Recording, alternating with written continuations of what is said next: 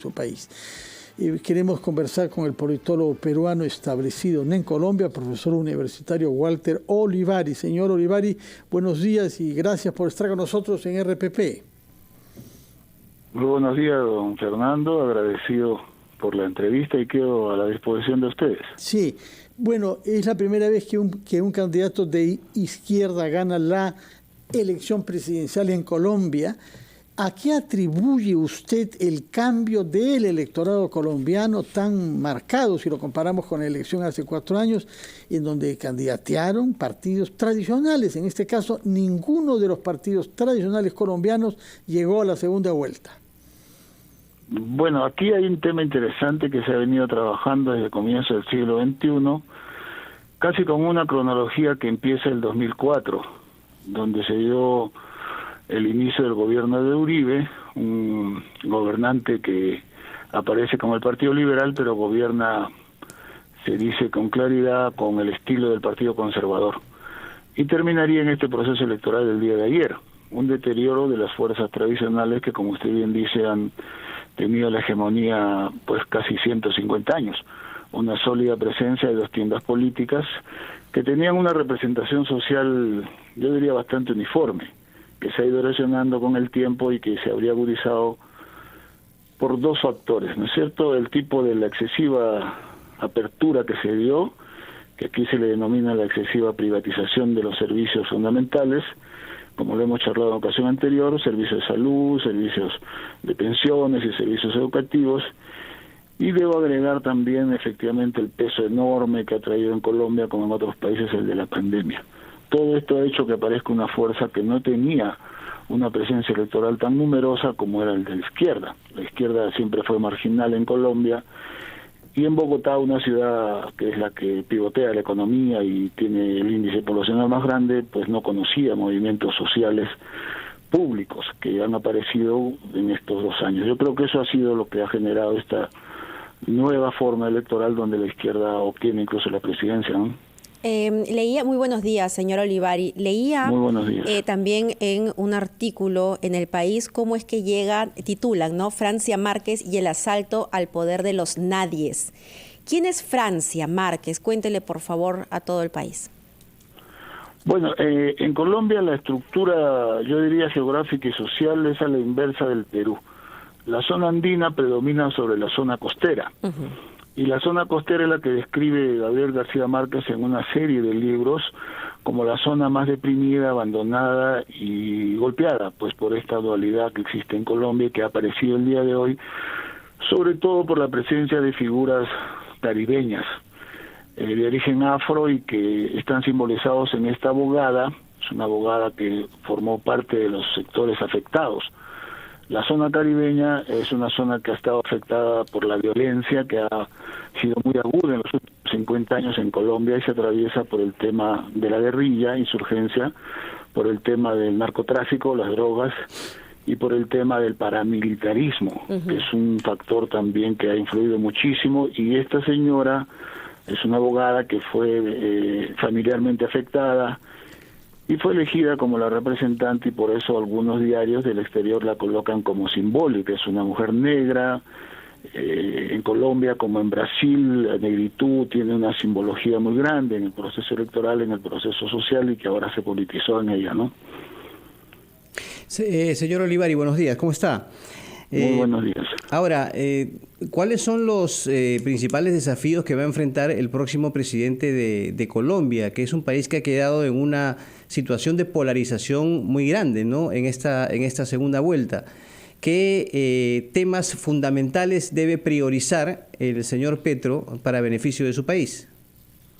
Bueno, usted dice bien, efectivamente hay una polarización, y lo más complicado, diría yo, de comienzo es que pueda hacer factible lo que él ha sugerido y ha propuesto, ¿no? 50% a favor de él, 47% en contra. Es una balanza que va a ser evidentemente un tema que se debe implementar a primeros días de agosto. Los 3 sectores más sensibles que han sido parte de la campaña son, como les dije, el tema de salud, el tema de las pensiones y manejar una economía que relativamente ha sufrido, pero que tiene capacidad de reajuste, ¿no? Entonces estas promesas sociales van a ser las primeras que se van a establecer. No queda en claro el rol de la oposición, que técnicamente puede ser muy dura, muy compacta, pero al haberse fragilizado no se simboliza en Hernández, ¿no?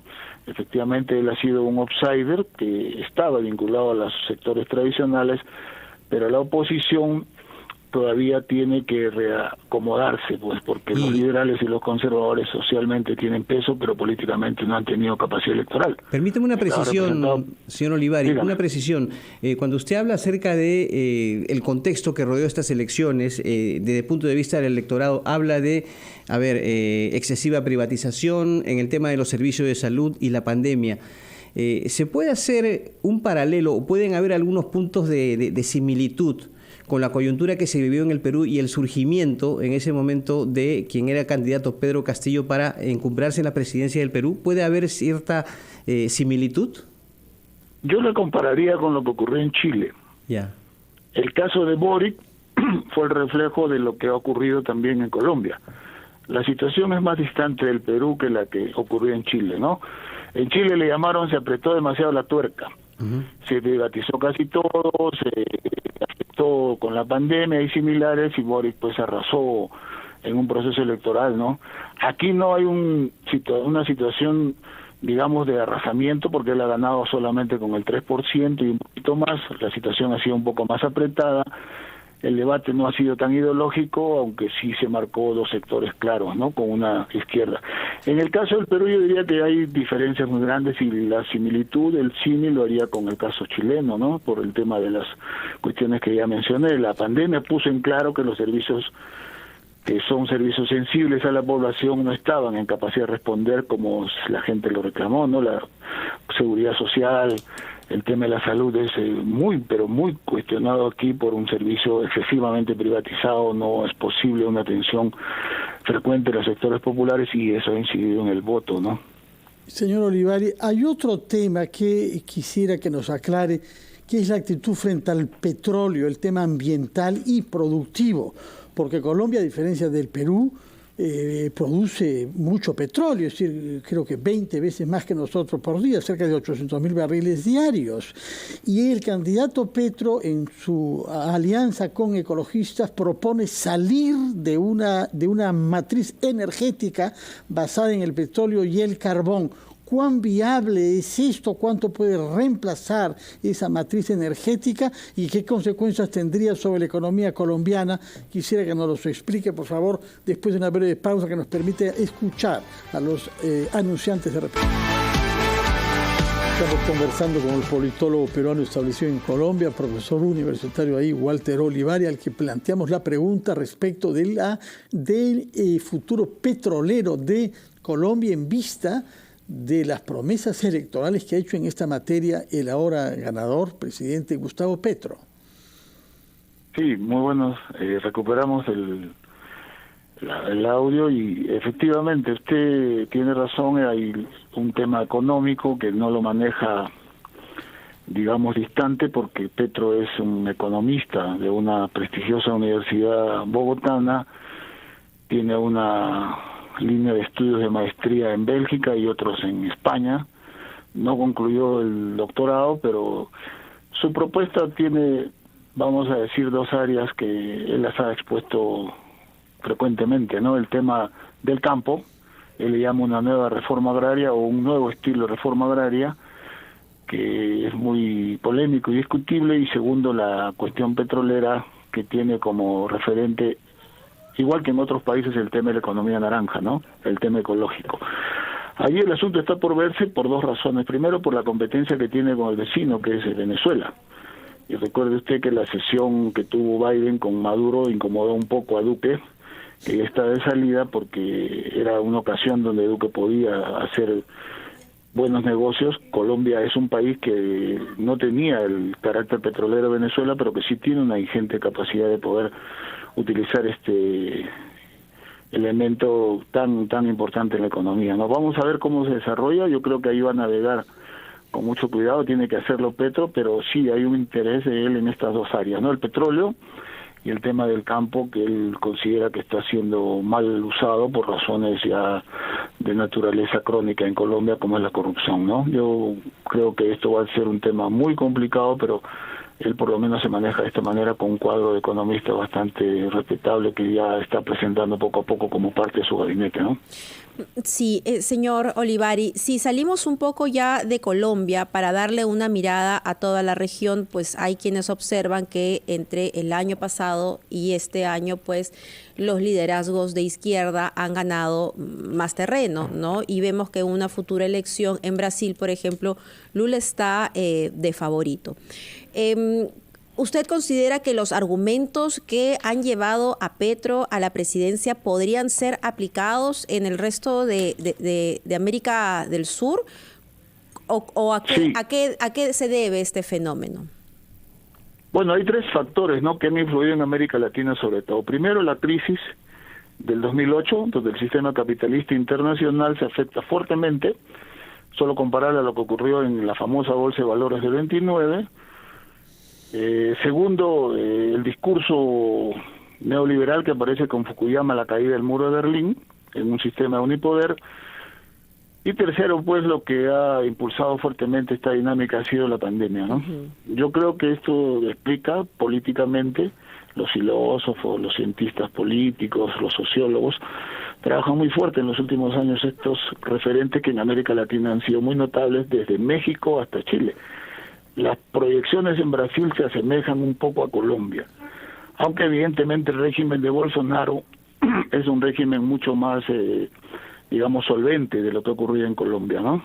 En Colombia el régimen de los últimos 4 años del señor Duque ha sido muy, pero muy criticado como de incapaz para poder resolver lo que tenía delante. Esto ha sido un referente que ha marcado el proceso electoral con la presencia sobre todo juvenil, estudiantil, que algunos le atribuyen a la sumatoria que define el proceso electoral. De la primera a la segunda vuelta ha habido 1 millón más de votos que se podían imaginar, se podían repartir, pero que no se repartieron sino fueron directamente a Petro, ¿no? Y eso es lo que le ha obtenido el beneficio.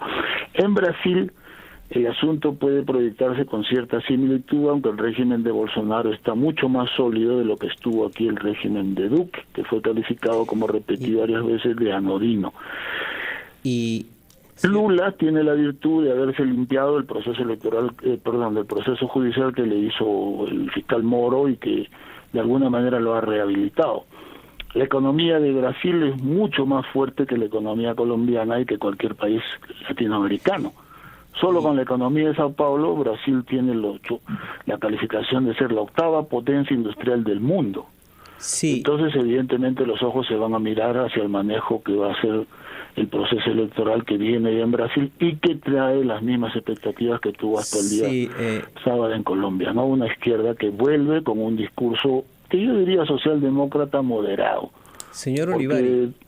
Dígame. Señor Olivari, ya para terminar, muy concreto, ¿cómo vislumbra usted la relación bilateral del gobierno de Petro con el Perú? La coincidencia ideológica que ahí puede tener una influencia. Colombia ha sido un socio importante de Perú, las relaciones han sido óptimas, pero ¿cuál es su perspectiva al respecto? Bueno, a mí me parece que no se afectarán en lo más mínimo. Es mi opinión personal.